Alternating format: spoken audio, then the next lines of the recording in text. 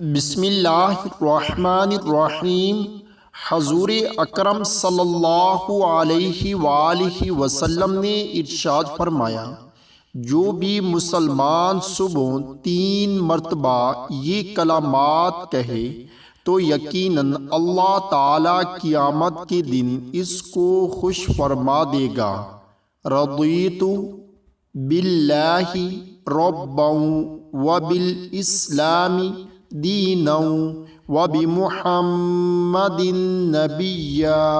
رضیت باللہ ربا وبالاسلام دینا وبمحمد نبیا۔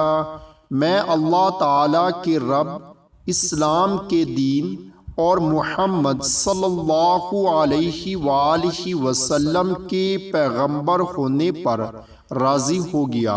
اللہ تعالی ہم سب کو بھی اس پر عمل کرنے کی توفیق عطا فرمائے، آمین۔